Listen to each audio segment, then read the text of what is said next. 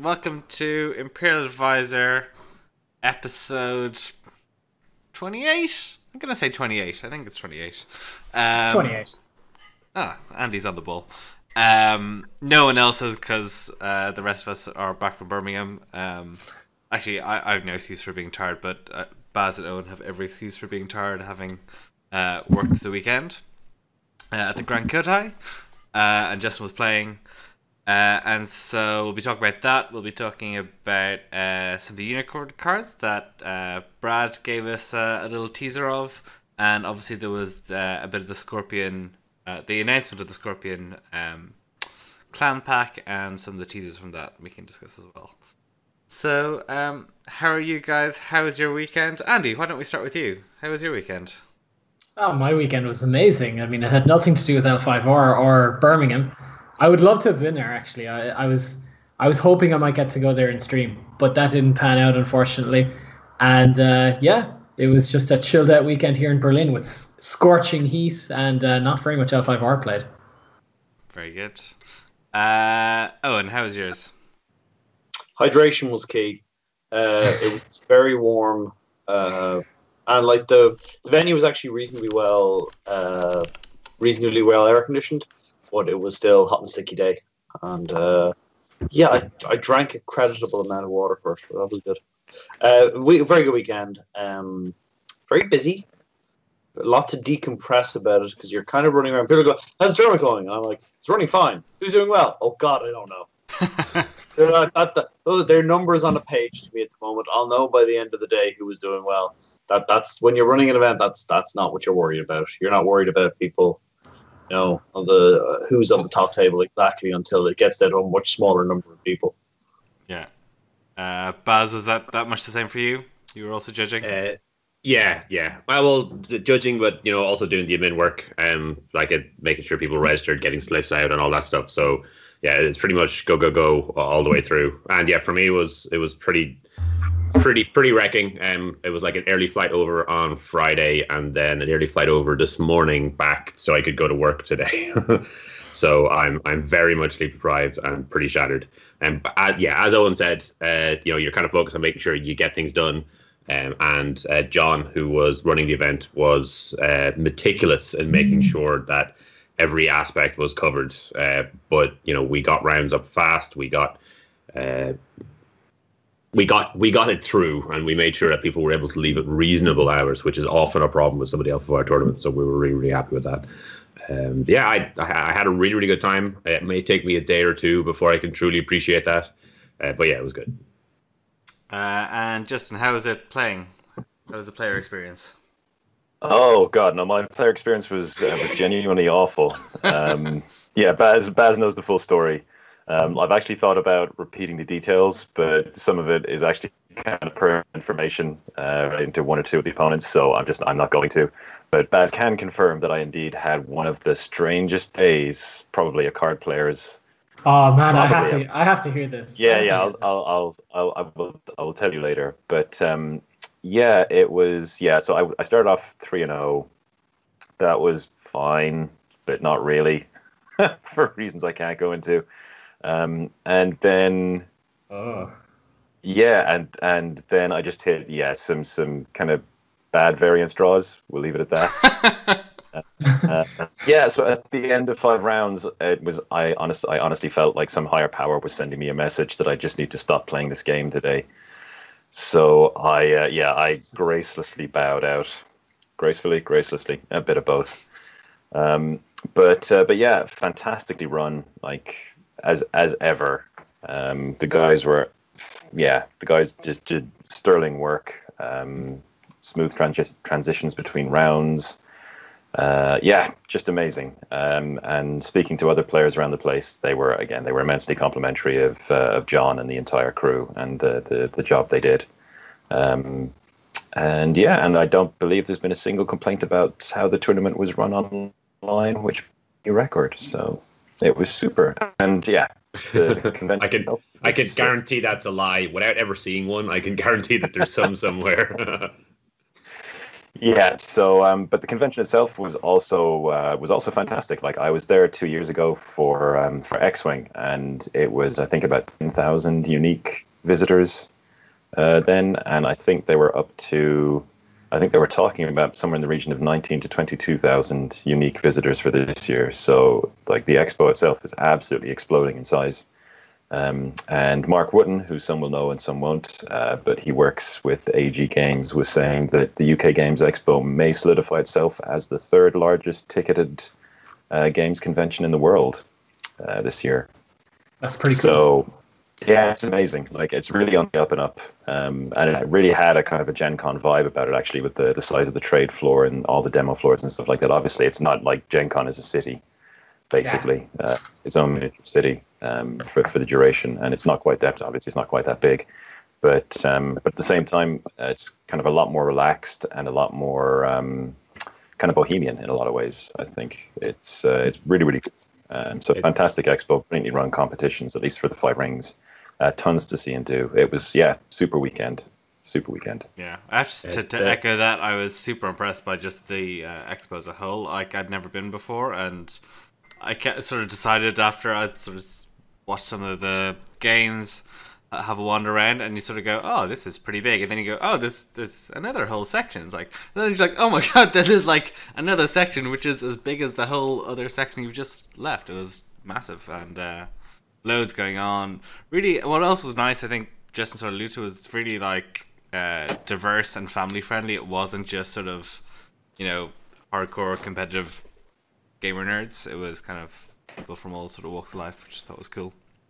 Great to see. And the FFG sort of section was pretty impressive as well. There was huge Netrunner competition. There was every Star Wars game you can imagine, and pretty impressive. I mean, I know there's a lot of challenges running events at that scale, but I thought given how much is going on, it seemed to run really, really well.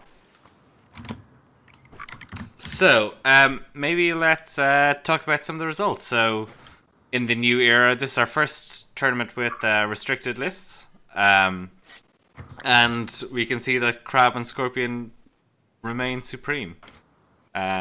Is the conclusion that all other players are bad and Crab and Scorpion players are the best? Do you want to lead off?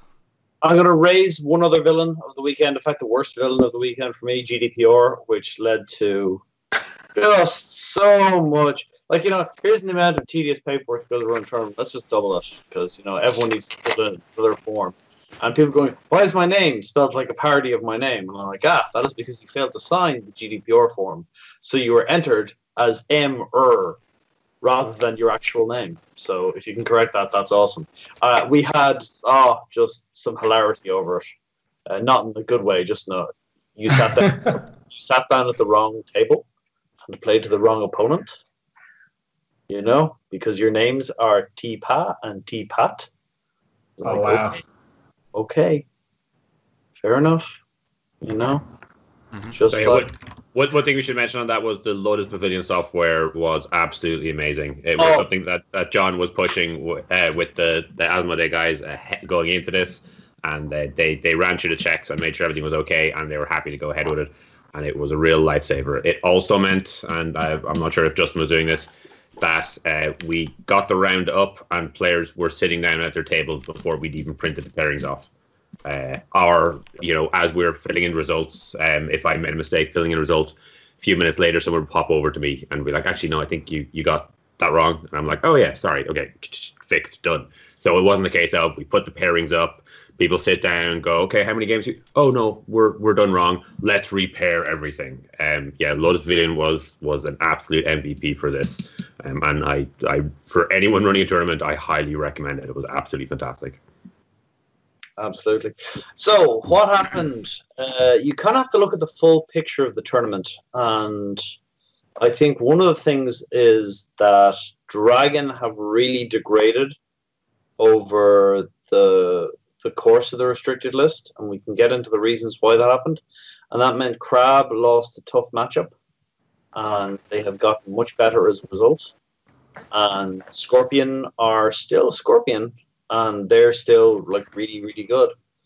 And I think that's part of the factor that it definitely took a half a pace of Scorpion, but Scorpion are probably a full pace ahead of everybody else, and now they're half a pace ahead.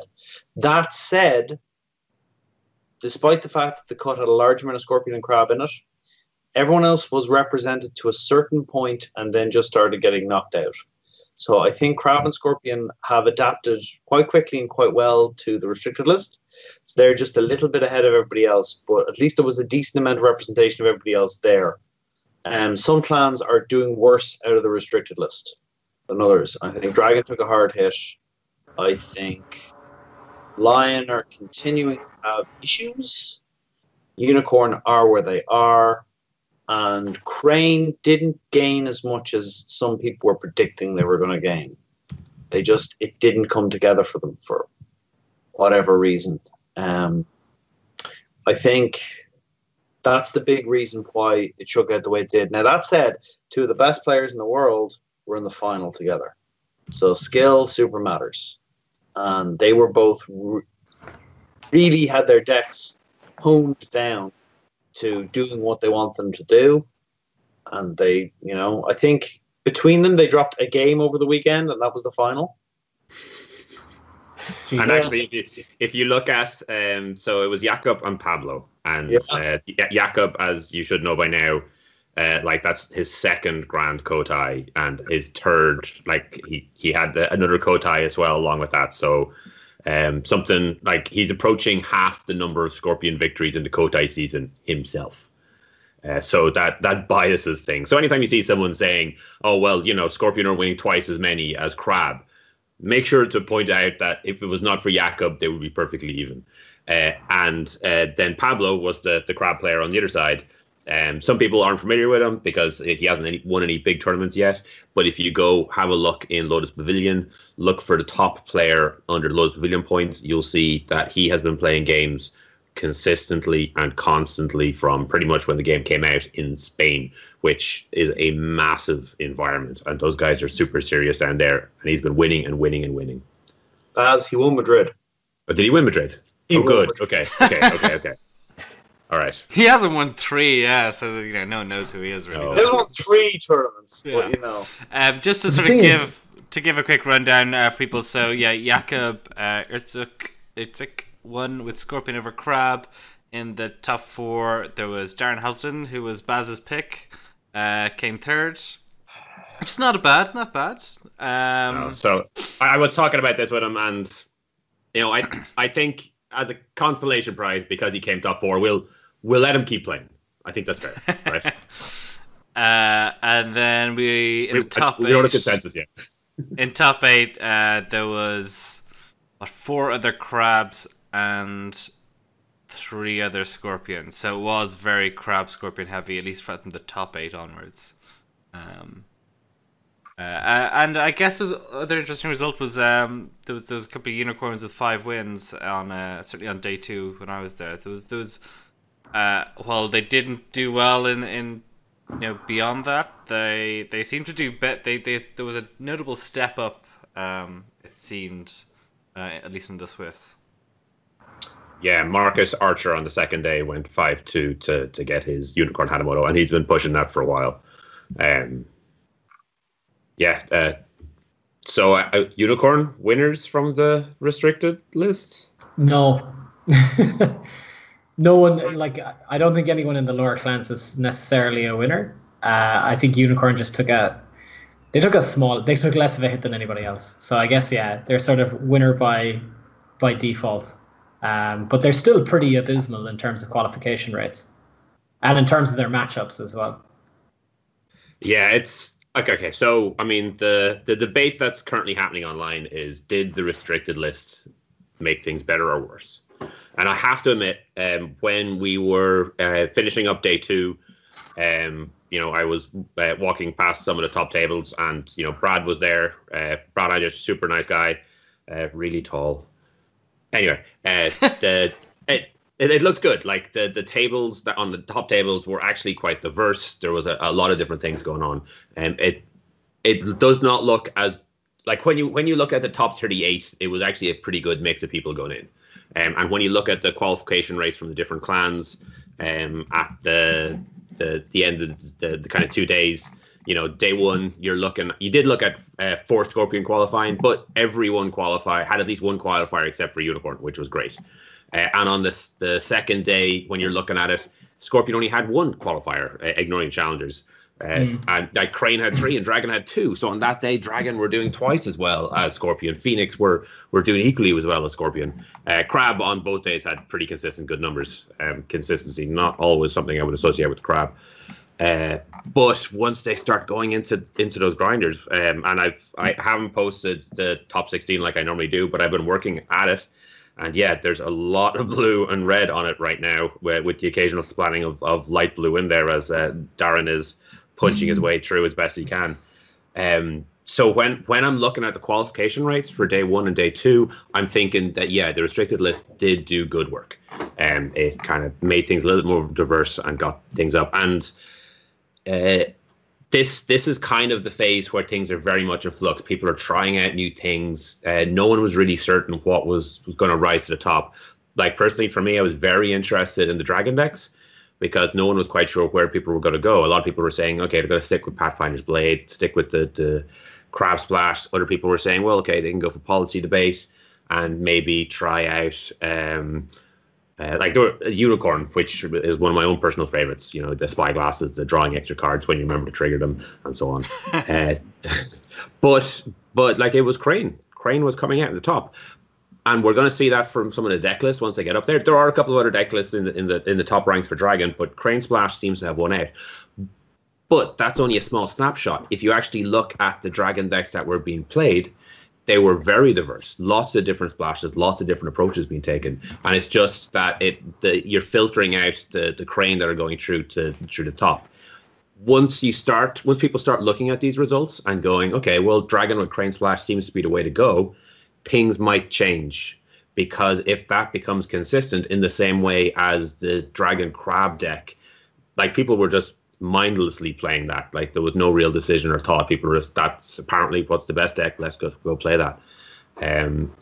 That'll stabilize the environment, and it could shift again. So I'm not even convinced what we've seen from Birmingham is going to stay solid. Like, it was very much a mixing pot.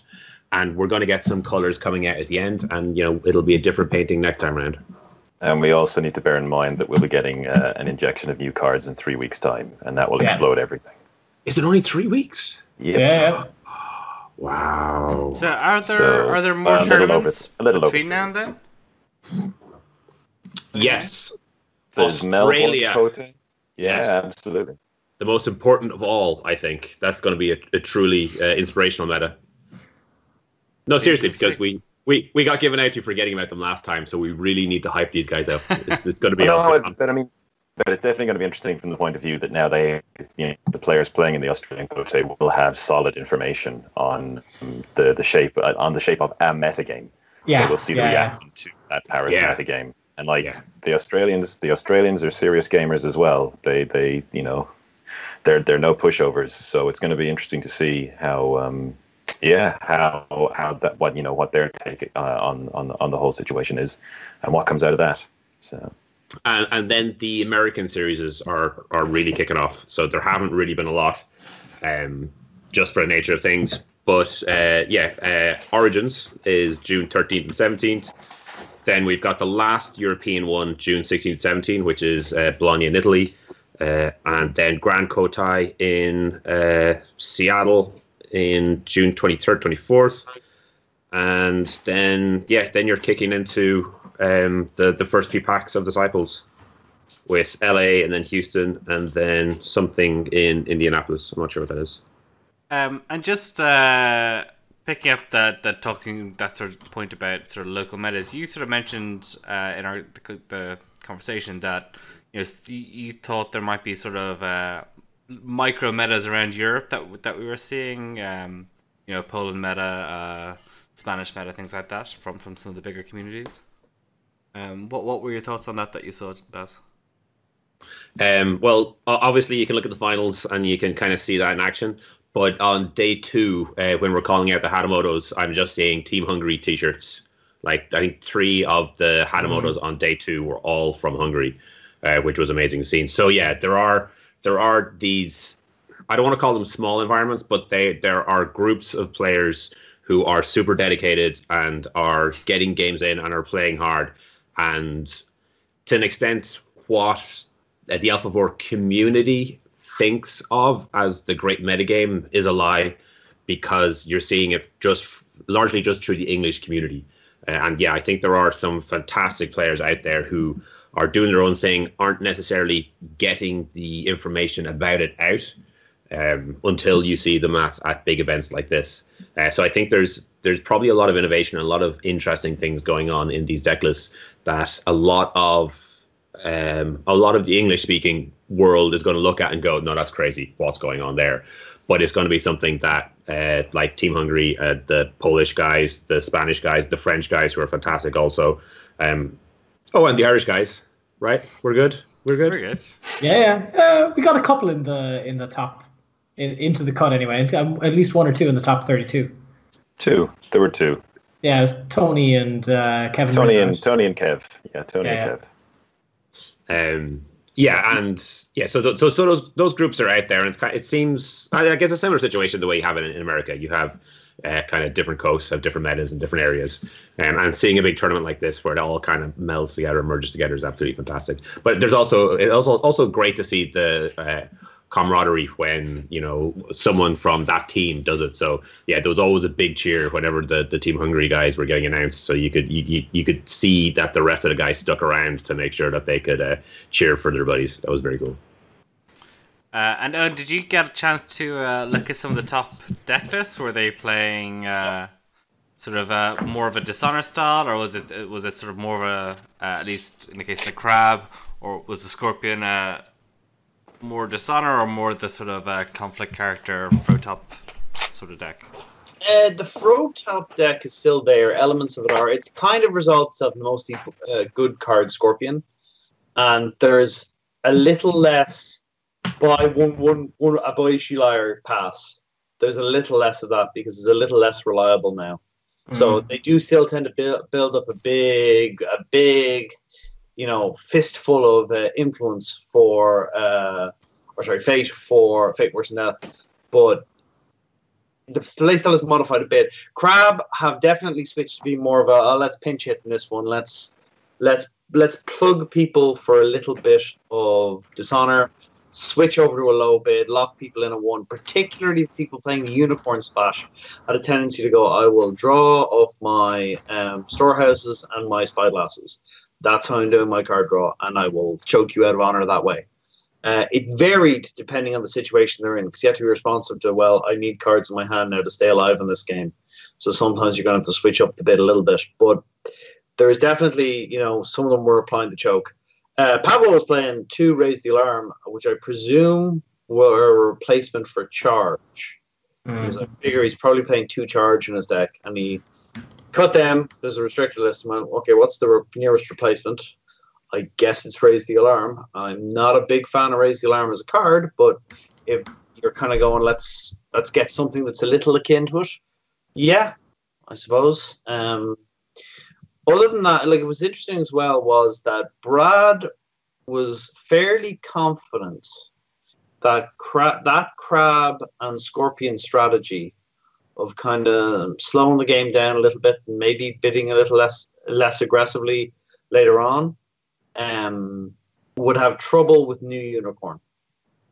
Now, I will await more Unicorn cards coming out.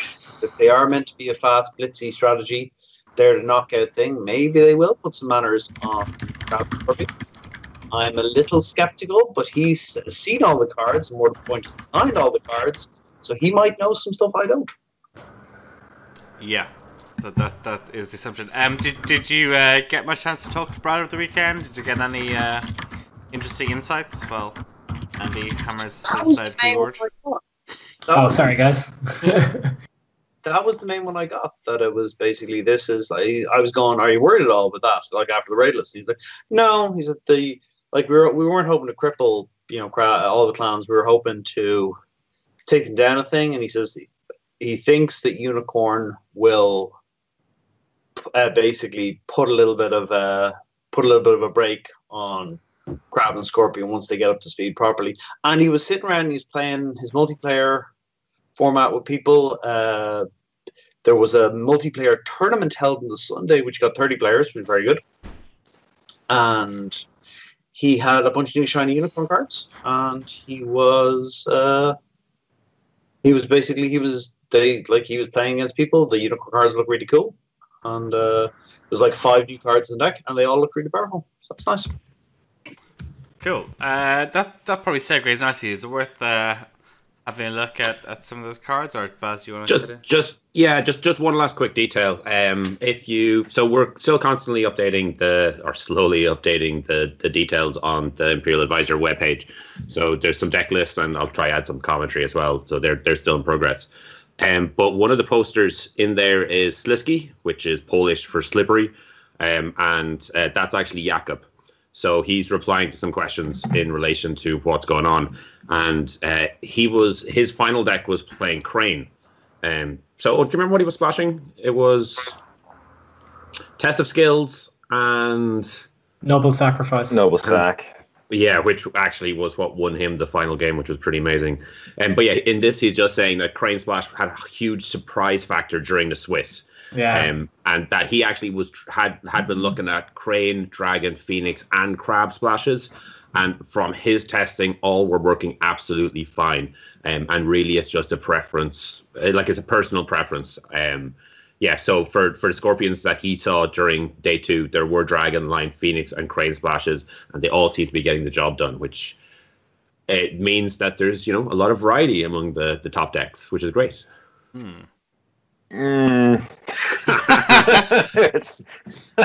Yeah, variety in terms of splash maybe, but that there's when you say that there are 3 viable splashes that he can do, it just means that all of the basic Scorpion cards are just so fucking good.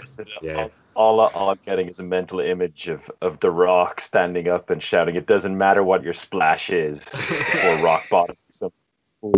Yeah, I'm not sure that's. Yeah, I'm not sure the indication that the splash does not matter one little bit is necessarily a positive thing. Yeah, his performance as a half Scorpion in the one of the Mummy 3rd movie was not one of his best roles. Oh, it was not a great moment. Wait, sorry. Is Jakub now the Rock? He is the L5R embodiment of the Rock? No, I don't think so. He looks like he's about 90 pounds soaking wet, so definitely not. And yeah, like from briefly chatting with him, he seems like a super nice guy who just plays like a perfect machine. I asked him, was there anything that could beat him? And he said he did drop one game once. So he wasn't talking about this tournament. He was talking about all of the tournaments that he's been. He lost one game once. And he now knows how he lost that game, and he's not going to make that mistake again. That's insane. But good news for people looking forward to the Kotei season next year. He may, for family reasons, take a bit of a break. Some people were suggesting he was going to get put on the restricted list, but that would mean just one Jakub per tournament, which is one too many for the rest of us. So yeah, we're expecting Scorpion wins to take a significant drop next season if he's not playing. Interesting. And yeah, just before we move on, Justin, what are your thoughts on where Phoenix is at currently? Were you happy with how your deck ran in general? I think you mentioned someone else was playing it and did pretty well. Yeah. Kev was playing it. Kevin Wren, and he made Challenger on day 1. He should have made Hatamoto, but for an unfortunate mistake. But that happens. Like, it was a long day. He was tired, and yeah, I mean, what can you say? So it was just a really, really aggressive Phoenix that we built together. Mainly me with a bit of Kev, and we both played like the identical deck list. I had a strange day. Kev had a much better day, and as for where Phoenix are at the moment, I think Phoenix are in the slightly unenviable position that they really have to front load their board to make any headway. And that leaves them prone to the reactive styles of, the reactive style of Scorpion particularly. But for the most part, I mean, yeah, it's hard to know. I mean, Kev would be able to give you a rundown of the games that he played. The games I played, the last 2 games were, yeah, I had a very, very bad Dynasty flop in the first game, and a bizarre conflict draw in the second one. So yeah, I don't know. Like, as I said, the problem feels like to me that front loading is required, and if you can gain the front foot and dictate the tempo of the game, then Phoenix are incredibly hard. Like there was Kev beat a crab player in 2 turns, breaking 2 provinces turn 1 and turn 2. Jesus. So when Phoenix put the hammer down, they can really go. But there are still some inconsistencies there. So yeah, I mean they're strong, but not quite there for the time being. Yeah, and Phoenix, yeah, Scorpion is just super tough. So that was the big push for Phoenix. Like a lot of people were expecting with the clan pack to be out that Phoenix were going to be the unstoppable powerhouse. Mm-hmm. Is this a concern? Because like Phoenix are good. Like their decks have clicked. Everything seems to be working out for them, but they're still not punching at the high numbers. I think. Well, oh no, far ahead only, Andy. I just wanted to chime in. I think the restricted list actually hit Phoenix quite hard. Charge and against the waves and policy debate were all very playable cards, and Miramato's Fury, all super playable in those decks. And having to make your choice of one of those was it means you're not playing potentially nine really powerful cards. So. And I gather it was relatively consistent as well for Phoenix, that against the waves was just the default go-to choice for most of them. I'd have to double check that. Oh yeah. Yeah, so I think it was Stronghold, right? Yeah, it's not even close. Yeah, if you're playing Cube Nassau, it's not even close. Against the waves is so grossly overpowered. Yeah. There's really no choice. I mean, the restricted list certainly did hit Phoenix quite hard. Certainly because Phoenix were in a position to play a whole bunch of really busted cards, and they finally got the characters that could really take advantage of them. For example, like charging out Fashicho, things like that. I mean, so I think part of the problem that Phoenix have is that they were barely functional in 3-core set, and really once they lost Secret Void after the initial worlds, they were probably the worst clan in the game. Certainly on a par with Unicorn. And then they got a huge boost in the Imperial cycle. And yeah, so I mean, what Phoenix are fighting against is that, they have a really non-functional. There are a whole bunch of things, and I don't want to make this too long-winded. So one of the main problems is that Phoenix are split across 4 different keywords. They're split across Monk, Courtier, Shigenja, and Bushi, which is just terrible for clan focus, especially when you have cards that specifically target one or other of those. So when you're building it, you are forced into sometimes fairly suboptimal choices in order to maintain consistency. So they've got a scattered focus, a whole bunch of core set characters who can't be used. And when you take a look at the kind of the gulf in power between the really strong core set characters that, for example, Scorpion and Crab can field, and the core set characters that Phoenix have, there's a huge difference. So Phoenix are kind of building up again. Like Unicorn are in the same position now. They have some really fantastic characters, but they don't have. I mean, they lack the conflict support, and they lack some high-end characters to really kind of top off their curve. So Unicorn are in a similar place. Phoenix have already received a boost, but if Iwona is any indication of what Phoenix can expect from the elemental cycle, then Phoenix looks set for another big boost, because Iwona is mental. She's crazy. So we'll just see. I mean, they may be certainly from the Unicorn cards we've seen, and from just going on Iwona, which is not very much information. I kind of get the impression we'll be seeing a much, much faster game very, very soon.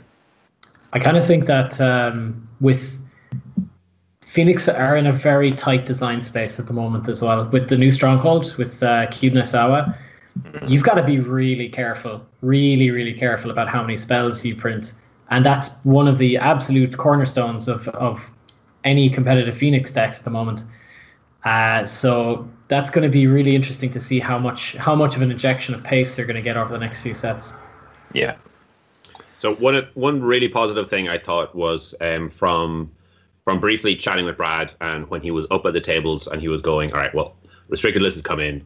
We were trying to address some issues, and I want to see how it panned out. So he didn't have that, as sometimes happens with designers, that attitude of, well, I've done it right. Sometimes the players can mess it up, but the players need to sort it out themselves. No, instead he was like, I've made some changes. I'm seeing how it's gone out. I'm going to take that feedback, see what's actually happening, and then we're going to make some more changes and see if we can keep working at this. So I found that very positive, and just from briefly chatting with him, I think we're this isn't the end of it, that they're going to be doing constant tweaks until they feel that it's gotten to a good spot. So yeah, I think that'll be positive. And I'm not sure we got really into the Scorpion thing, but he was very keen to go, look, we know there are certain good Scorpion decks, we're aware of them, but we're looking to bring out new Scorpion style cards for different decks. And while you do get some bleed in that will power up some good decks, the focus of the Scorpion Clan Pack is to get different deck types out, different things, because we've seen bits and pieces, and it's kind of easy to look at that and be like, whoa, that'll do this or do that. But once you kind of get the whole, hopefully we'll see a better idea of design intent. We're also going to be seeing design articles going up, which are going to be super interesting to read. Oh, that is interesting. So FFG just posted it like yesterday or the day before or something ridiculous like that. And it is, let me see if I can find it. Wait, they posted it before our stream? What's going on? I know. It's very, very confusing. So yeah, it was posted on the 1st of June. And one of the things that kind of surprised me is that the actual article is by Nate French, who I wasn't aware was still around. But basically in the article, they go through and they say, look, these are all the different designers we have, and Brad and Tyler are both mentioned in that. And then some of the articles that you're going to have are, the designers feud, where two designers are arguing over particular game design, some retrospective articles, anecdotes, discussions on particular things, or a state of the game article. So, hopefully we'll have a state of the game article from Brad and Tyler at some point that they can go into a little bit more detail and talk about. So this is a kind of a refreshing, more open communication coming from FFG, which could be cool. And just on Nate French again, it notes him down as the longest tenured member of the card game department, as a mentor and coach for the team. But he's currently working on a project that they can't talk about yet. So it does look like he's still there. He's still being able to offer support to the L54 team. He hasn't just disappeared and gone away, which I think is good. Yeah, interesting stuff. Okay, so maybe let's do a quick chat about some of the unicorn cards that we saw. So I've got a few sort of slightly sketchy images I'll throw up on stream. So first up, we've got Invocation of Ash, a attachment for 1 fate with +2/+2, a fire Meishodo spell with 3 influence cost. Action: lose 1 honor, choose a character you control, move this attachment to that character, then remove 1 fate from that character. Anyone like to sort of offer an opinion on Invocation of Ash? Have you guys had a time to had a chance to look at these before, or do we want to look at them as a whole and then just discuss them as a set? Yeah. That'd be a bit easier. No, we can. No, one by one's fine. Cool. So Hot takes. Right. Invocation Yeah, absolutely. super high efficiency card. For 1 fate, basically 2 of your guys get +2/+2 this turn, or if you're willing to lose a fate off a guy, you might get +2/+2 for 2 turns. on 2 different guys. So that means you can go in with a military challenge, datch this, smash, rar, go home, transfer it across to your guy, do a political challenge, or defend, smash, keep going. That's pretty awesome. If you're prepared to, and that's for 1 turn, so basically you get quite a lot of extra stat value from that. If you're prepared to put it on a guy with a fate, they'll basically, it'll need to be 2 fate. It'll hang around for additional turn. You get to use the turn afterwards. So that's pretty strong. It might even see I doubt it, but it might see some play in other clans because it's good for triggering Gaijin customs, but I kind of doubt it because it's 3 influence. But it's a really good spell. Do you see this being a key part in that sort of blitz deck where you sort of get double value out of this on a single turn? They seem to be pushing towards Unicorn have lots of guys and they do lots of challenges. That seems to be the direction of Unicorn. And everything we've seen, and we'll see some of this stuff in the other cards, is, hey, we're going to do a lot of challenges this turn.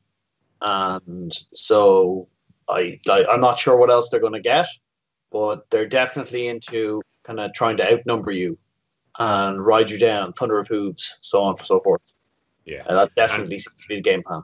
We're into the kind of crazy rumors that are going from the darkest pits of the internet. But yeah, the idea of them getting extra conflicts was panned around. It looked like that was an idea that they were trying to get working in the first time round, but just couldn't quite get there. So there are a couple of existing cards that will key into that if that is what they've managed to do.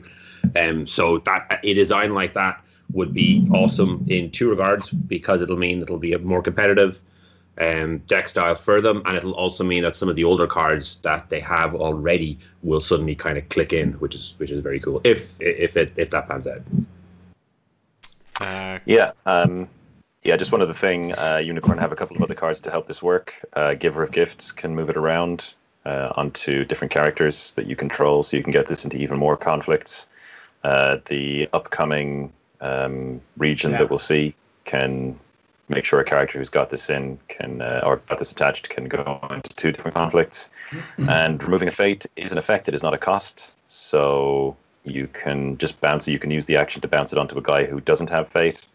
Then use a Giver of Gifts to move it back onto someone who does have fate. So this is really, really super efficient. Really efficient. And yeah, the +2/+2, like John is pointing out, that it's really just +2 in the conflict you're fighting in. That's absolutely true. If Unicorn if Unicorn decide to run policy debate or something like that, then maybe you'll get benefits from that. Who knows? But it's very, very efficient. Agreed. Good card, super efficient, can be played, can get a lot of value out of it. Yeah. Yeah, I'm gonna have to twist my head on my side to read these. So next up, we've got Shinjo Shono. Old friend Shinjo Shono. 4 cost, 4/3, Bushi Cavalry Commander with Pride. 2 glory, action. While this character is participating in a conflict, control more participating characters than your opponent. Each participating cavalry character you control gets +1/+1 until the end of the conflict. Andy, any thoughts on that? I guess alluding to what Eoin was saying about, supporting a sort of swarm approach. As far as Swarm is one of my favorite decks in L5R ever. And I'm a little bit skeptical as to how Swarm will work in this game, in this version of the game. I've been skeptical of it before. I've said it before. If Swarm ever does work, this guy is a really great card for Swarm. But the thing is, Swarm is like, it's so strange in this game. You get very little. It seems like you don't get enough value out of Swarm, because if you're putting all those guys in one fight, yeah, sure, you're probably going to win that fight anyway. You want to be splitting it correctly between 2 conflicts or more conflicts if you have more. And I'm just not sure. He's good. He's good. He's a good forecaster for the slot that Unicorn basically don't have good forecasters, as far as I'm aware. So he slots right into the deck. He's a really good forecaster, and he's great for Swarm. So Yeah, there's design space open there as well, though. I mean, if you had a hypothetical action that cost 1 fate and put 2 1-force dudes into a conflict for that conflict, and then they even got to removed. 0 force. Yeah. Even to 0 force. I mean, Yeah. you get fate, you get your guys in. All of a sudden, you're triggering this guy. He boosts everybody. You win the conflict. His pride goes off. All of a sudden, he's even more enormous. So I think he's amazing. And with the proper support, he'll be a linchpin character. Yeah, if Swarm gets any kind of a boost, and I really hope it does, because I love it as a deck type. It's like there are 2 things that the current meta is really, really lacking, and it's Swarm and it's Honor. Swarm as a conflict type. Swarm is a conflict deck that just wants to win by smashing provinces. A conquest deck, conquest style deck, and we don't have any Honor at the moment. If those 2 points are addressed, I think we'll have a far more balanced meta. Okay. So next up, we've got a Sneaky Shinjo, a 1/1 for 1 with 1 glory. Bushi. Reaction: after you pass in the dynasty phase, play this character from your province. And any thoughts on Sneaky Shinjo? His tempo's marvelous, and his stat line's very good for a 1/1. I think you have to pay his cost. He doesn't for free. No. See, my problem is I was looking at the wording on charge, trying to figure out, do you have to put his, basically, it says play him, doesn't it? Mm-hmm. Not push that character into play. I would have thought put that character into play. I would have said he's free. If it's, like, we know that FFG have a... Owen's right. It's play this character, not put this character into play. So you would have to pay for him, but you can put fate on him. Discussion over. John is confirmed incorrect. John says Owen's right, so Owen's right. Yeah. This one meant to adjourn the convention. I'm willing to put a small wager on this that this gets overturned and Brad actually says that the design intention of this was that it was going into play for free. And he can do that. I'm just going by actual wording. So. Yeah. I wouldn't be surprised. I've heard of John. Yeah, a few people at the convention gave credit to John as the secret extra member of Imperial Advisor, just correcting us in the background, trolling us in Twitch. Look, when it comes to what a card does based on what it says on the card, if John says it does one thing, I'm believing John. Whatever he says is what that card does. But he's really good because he's the guy you can be like, well, I can get this extra guy out by passing, which is awesome. And it means absolutely get tempo, and they've got a slight sub theme in kind of passing first. Just to weigh in on the debate, Aleth in chat is saying that he played against Brad, and Brad put him in for play for free. So either that was the design intent, or Brad is a dirty cheater. I'm assuming Aleph 30 is Kevin Rin. I think it's Kevin. Kev, yeah. Yeah. Who got us all the images in the first place? So thank you so much for this, Kevin. Thank you, Kev. You suck, Kev. Sorry, and I cut you off there. So hold on, Justin. Your comment. Has Brad not solved the puzzle even when he's cheating and playing the cards for free? Maybe that is the puzzle. That is that's what we weren't solving. Like, you just bring the cards in and you don't pay their costs. I have a secret technique. Well, I mean, but it's like I think Brad is it's like the Gordian knot of Unicorn has finally been sliced in half by Brad. So he's stepped outside the framework of the game, and he's seen another path. Yeah, he's done it. He's done it. The Kobayashi Maru. Yeah, I'll just make new unicorn cards. Boom. Yeah. One thing on this particular design that I think is extremely good is Eager Scout. When we looked at it first, we were like, it's a free character. Oh my god, great. But then when we actually started playing it, we realized it was tying up slot, that you were losing that early passing fate, which is really, really crucial, and that there were problems around it, and those kind of cheap characters drifted out. But the Unicorn, obviously, if we see with Shono, want to have a focus of kind of getting that swarm out and getting some small guys down. This particular design, where you can pass first and get the character out, shows that the designers are getting a better understanding of how the game works and are working within that. So I think that's really, really positive design. All right. Let's keep going. So next up we have the holding. So Shiatone? Encampment? Shiatome? Shiatome? Yeah. Shiatome, That yeah. is an M. It just doesn't quite look like it in the picture. Battlefield action. If you have a military ring in your claim pool, choose a cavalry character, ready that character. Just looks good all around. Solid. Justin, you're making an interesting face. Oh yeah, this card's bananas. This card's amazing. It's ridiculous. Yeah, so this is in the clan that has captive audience. Captive audience. So, so all of a sudden, captive audience, which was kind of fine-ish, mainly sometimes becomes an absolute 3-off staple because you've got Tony encampment, and you can just do banana stuff, and Phoenix becomes a very possible splash for display of power. If someone, yeah, it's super. It's really amazing. Yeah.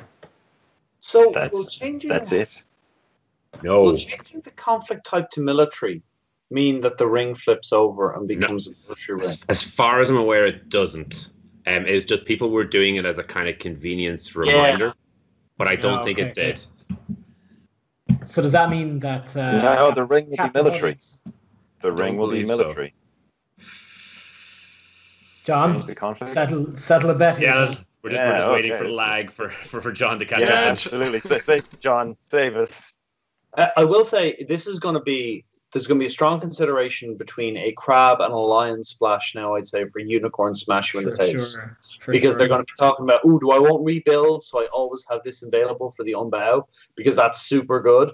Or do I want for greater glories? Do I want ready for battles? Do I want maybe even some other like nice little tricks, like more free guys? Like Lion could be like, oh sure, yeah, or Unicorn could be like, I want more guys. Sure, win military conflict against me. I'll play these Death Seekers down, more free dudes, rawr. Yeah. So the Unicorn Hadamoto was using exactly that strategy. So I think it seems legit. It seems like a legit way to go. More bodies on the table. If Swarm again is becoming a legitimate strategy, more bodies on the table is definitely what you want. And going this approach, where they're now looking at the conflict types, so whether it's military or political, rather than the elemental rings, which was a big focus for Phoenix, I think is really, really cool. But for this particular one, we have to remember that Phoenix have a lot of really great cards that they were not able to trigger because they did not win rings. And that was a real problem for early in the game. So this particular holding might be a case where Unicorn don't manage to win that military ring and never get to trigger it. So, I think it looks fantastic, but we'll actually have to test it and see if it gets there. I will say, I think Unicorn could win military rings. The problem was everything else. Yeah. Yeah. They could win military conflicts. But I mean, the thing with this as well is that what you can do is you can massively overcome. I mean, so take a look at it with the current Unicorn Stronghold, right? So say you've got this in play. You can send one guy into a conflict, or you can send 2 guys into a conflict, whatever. You can hold 1 guy in reserve. If you're going to lose the military conflict, you can stronghold your guy in, and then you can just straight one of the guys that you used to win the conflict. So I mean, it allows you to overcommit and still have someone ready. So you can and it gives you a reactive battlefield ability where you can see how your opponent commits and see what they play and how much they play out. And then you can decide either to conserve resources or to commit and get rewarded for committing. So I think it's really, really good, really strong. I think you're going to start seeing. Is it Fallen in Battle? That's the one if you win by 5 or more. Yeah. I think you're going to start seeing a lot of that because the movement tricks that Unicorn are going to have are such that if you actually do defend against this big swarm of things that you think, okay, I've got a good hand, I can defend this, no problem, I'll save this province. And they do all their moving back and forth. Let's say they take some of their guys out. They can put them right back in. And all of a sudden, you're on the back foot. Shono does his thing. And all of a sudden, you're losing the guy who's in that conflict. And maybe, I don't know, there's going to be so much trickery and so much... the unicorn is going to be actually a puzzle, and a really, really cool puzzle, and one puzzle that's solvable and can win games, not one that's not winning games. The bigger concern is it may actually turn into a puzzle trap for your opponent, and it'll actually be on the other side of the table going, "Oh God, what do I do now?" Oh, absolutely, yeah. Analysis paralysis could be a real thing against unicorn. Yeah. I mean, if it does happen that unicorn end up broken for a season or two, I think they've earned it at this stage. Yes. Oh, absolutely. All right, next up we've got Master of the Swift Waves, 3 cost, 3/2, 1 glory, Shigenja Water Cavalry. Action: during a conflict, choose a participating character you control and a character in your home. Switch the chosen character's locations. So more movement trickery. Anyone want to take this? Baz, maybe? Do you wanna? So this is fantastic for numerous reasons. But what I really like about it is that it works really, really well with the current stronghold. So we know there's a new stronghold coming up in the next cycle. Speculation and good money puts it to be Unicorn 1, which would be fantastic. But this supports their existing stronghold. So this is a cavalry character. So you can use the stronghold with him or with her. But she can also switch places with someone who's not cavalry. So you can, if you've got her in a conflict, you can switch places with your non-cavalry person, move them in, and then buy your stronghold to move this in. I think that's fantastic. Obviously, there's a lot of applications that you'll be able to just on the ability alone use that makes it a good character, but it also has an extra utility with the old stronghold, which I think is really good. Yeah, she's amazing. She's a great character, just fantastic. Yep. And solid stats as well. 3/2 Shigenja for 3 seems pretty okay. Yeah. And actually, the Shigenja keyword is pretty cool because it now means that if you want to go Phoenix Splash, you have some options. You have some options in terms of Shigenja now as Unicorn. She's the best 3-drop I think Unicorn have by a ways. Not a huge amount of competition. No, but it also means that what she can do is there is a chunkier build of unicorn she's really good with as well. So there's a couple of big nasty unicorn people, and the flexibility to kind of having lots of ways to put them in is not the worst, and particularly when you can unbow them. That was the kind of missing piece of the puzzle. Yeah. So the encampment means you can kind of hold back. Win your first conflict, then when you go into your second one, maybe you switch it to military, or maybe you do whatever, and you're like, well, because she doesn't have any restrictions on which type of conflict just to move them into it. So the facility to go in with something big and chunky, like Moto Horde or Nalton Sarnai, or even Utaku Amino, who you've honored, and be able to go, well, I'll ready her, and then I'll whenever I need to, I'll bring her in with the Swift Wind. And that's good. That's flat out good. And it opens up all kinds of other trickery. We were talking about Lion Splashes. Master of the Spear has become like one of the local guys. Used to be a crab player, has switched to playing Unicorn, and he's splashing Lion. And Master of the Spear is one of the cards he splashes and gets huge mileage out of. And this becomes even better now because, a bad Master of the Spear can now be switched into a political conflict, into any kind of conflict. And now, again, as we were talking, you've got even more analysis paralysis where you have to analyze every single card and every single combination of possible cards on the Unicorn side of the board in every possible situation. And the Unicorn player is going to have a lot more practice at that than you are. So you are going to be at a severe disadvantage. And the thing is, this is just going to mean that every single the value of every single spyglass is just going to be absolutely maxed out every single time. Yeah. This card, Unicorn really are getting it. They're getting a huge shot in the arm. I'm really loving seeing these cards. Yeah, and it's not like they're just getting given strain busted cards. Everything seems to be neatly clicking together, which is very cool. Okay, that's all I've got. Don't know if there's others that I haven't got images for. No one knows off. For Unicorn, no, I haven't seen any others. Okay, so maybe let's try and just do a quick chat about Scorpion. Maybe we can we can do a sort of more detailed discussion another week.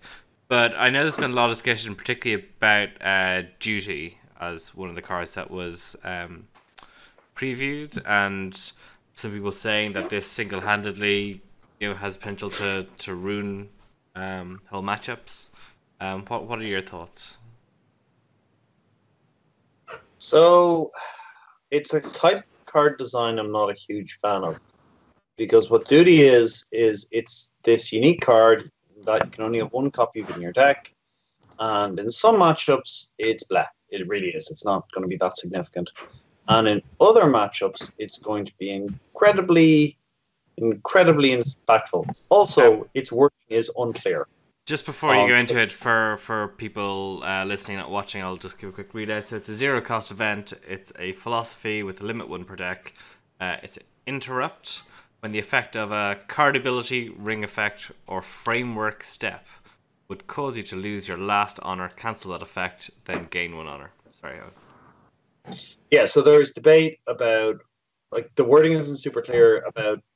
For example, if I am playing Scorpion, I'm on 3 honor, I bid 5, you bid 1. At the moment, I think you can Duty not lose that honor at all, and instead gain an honor. And that's what's got people's jimmies properly rustled. They're thinking, oh man, I could be playing #always bid 1. We've got down to a stage where we're both bidding 1. I've gotten down really low, and then you can bid 5 and go, haha. I get to draw all these cards you don't have, and I get a massive advantage in what's already a tight matchup. And because this card doesn't have an influence cost, only Scorpion can play it. And because it's only 1 card, you can usually find space in any deck for 1 card. And it's this kind of thing that you have to be aware of the entire time, going, well, do I bid 5? Do I bid 1 here, knowing that he can bid 5 and kind of play Duty and then be up 4 cards and feel really stupid? It's a tough card because it's one of these cards with very high variance in that they may not see it. It may not matter. But in the matchups it does matter. It's very influential. Like we've seen with Kanjo District and Karada District, which are at least you see them and you can possibly structure your game plan around it. This one you're punching at shadows with. You're like, does he have it or not? And that will be more frustrating to people than it may actually be damaging. This is the kind of card that annoys people. That there will be stories at the end of a tournament where someone's like, and then I was playing it for going to the top 8, and I bid 1, he bid 5, and I was like, yes, then he played Duty, and he had 4 more cards, he won because of that. And that's gonna annoy people. It's gonna be one of these frustrating cards. I'd liken it to some of the old Alpha Vor cards, like, for example, creating Order or Inheritance. So yeah, like that's what's bad about that. Just wondering, is there any definition on last? Does that mean all your remaining honor, or does it mean your last honor, specifically your last single point of honor? Like, what's the definition on that word? Is there one? So what's the distinction? Like if you're about to get this honor out, you play it. So say the Scorpion player is on 3 honor, or say they bid 5, their opponent bids 1. No, they're in 3 honor. Their opponent bids 5. As they bid 5, their opponent bids 1. Yeah. Is that 3-point chunk their last honor, or is their last honor specifically last single unit of honor, their last single 1 point of honor? And my understanding is that it is the full 3 points. Okay, well, that's dumb. Well, it's a thing. So I disagree. I think this is a fantastic card, and I'd like to at first appreciate the fact that it's called Duty. And more cards that are called Duty are good in environment as far as I'm concerned. No, okay, yeah, good. So I don't think it's. I like the classic Scorpion flavor text as well. Yeah, it is really good. So there was a card in Netrunner that it was like a 6-cost, shuffle your deck back in, and keep on going, which I think a lot of people are kind of looking at this, and the attitude seems to be twofold. One, as Eoin was talking about, if you're trying to dishonor out Scorpion, or you're getting down to those last few points, and they pop this, it's a big advantage. So it's going to make it a lot harder to dishonor Scorpion. Now, I think the reason you're getting this in is because of the new strongholds, where the focus seems to be to try get your honor quite low, and then play around with a bunch of dishonored characters near that low level and try keep your honor stabilized at a dangerous point. So this gives the Scorpion the option to play that game, but have a bit of a backup. So yeah, it will make it a little bit harder to dishonor Scorpion, but I'm pretty sure Scorpion are going to be dishonoring themselves to a dangerous level already. So it's not going to be like it's not going to be the case that they're not going to be low already. If you're looking at the existing strongholds, yeah, that could be a case. However, if they're running the current stronghold and then they're playing this as well, what's it? Is it a card that they're going to find useful a lot of time anyway? The current Scorpion stronghold is still quite hard to dishonor. So then the other alternative that people are talking about is the bid 5, bid 5, bid 5, bid 5. You're getting low on your deck, so you kind of pull back at that point and the bids start going down a bit. But this will allow them to bid 5 again. If they're playing this card, they can continue to do that extra bid 5. However, they will have had to draw it already, because they can't draw into it and then use it. They will have to use it before they draw their cards. So that's one aspect. That means that out of the cards they've already drawn, they will have what essentially is a dead card for God knows how long before they get to that nice phase where they'll essentially get to draw. They get to draw 4 extra cards and gain an honor out of playing this one card in a highly situational circumstance, where if duty is cancelled, so if they're playing against a Crane deck and a Voice of Honors, another Scorpion deck that Forge Edicts, or your opponent has a favor and censure, they've just lost the game. They've put themselves in a position where they're losing the game, and they're trying to resolve effects to stop themselves from losing. That is a very precarious, very dangerous situation. I like it. I think it's a cool card. I know people were a little bit concerned about the one-offs, because we've already had Karata District and the Phoenix one, which people were basically calling high variance, that were popping up. But I don't think this is that kind of situation. I think even if you could play 3 in your deck, you'd probably only want to play 1. And actually on that, if you manage to resolve it, it will go into your discard if you're shuffling your deck back in. So you'll get to play it again another time if it ever comes up. So yeah, I like it. I think it's very flavorful. I think it works well with the Bayushi Stronghold, where you're actively trying to keep your honor low and trying to stabilize that. And I think it's a very situational card that is dead up until the point where you almost actively kill yourself and hope your opponent doesn't stop you from dying. Doesn't stop you from stopping yourself from dying. I like it. All right. So Andy's had to duck off, which is probably a sign that we should probably wrap things up. So I think maybe let's... Is there anything else you guys want to discuss on the Scorpion, or are you happy to hold that and we can do it on a quiet week? We can hang fire for a while. I would like to thank everyone who came to the Grand Kotei for coming up, and a load of people came up to me and said, "Hey man, Visor's great. We really enjoyed listening to it.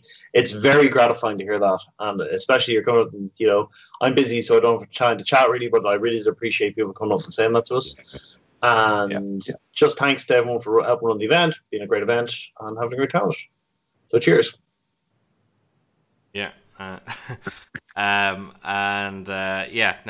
Thanks for you guys for running it, for making it such a great event for everyone. Okay, so we will be back in 2 weeks. What's in 2 weeks? I'm just wondering if I'm on holiday in 2 weeks, but we will be back on a Monday. In 2 to 3 weeks, 2 or possibly 3 4. weeks. Definitely not 4. 2 or 3. I think we're good for 2 weeks time, actually. We'll start our Infinite Pack reviews again, won't we? Oh God! Oh. Yeah, March show. I'm yeah. 3-hour casts. We're That's gonna okay. have we're gonna have chess clocks, and everyone gets like a limited amount of time to speak, and once your time goes out, you can't say anything else. The hell with that! I'm filibustering this shit. You get kicked off the Skype call at that point, and we at that point wants to be free. At that point we start saying how broken all the Phoenix cards are. All right, thanks guys. Thanks all there's loads of people in chat, which was awesome. And Beaver fact. Beaver facts. Yeah. Up to my tome, to my book. I was specifically asked about what beaver fact I was going to give out this week, and I said, well, the first thing I was going to talk about was the name of the beaver, and I couldn't remember. The scientific name of the beaver is Castor canadensis, all right?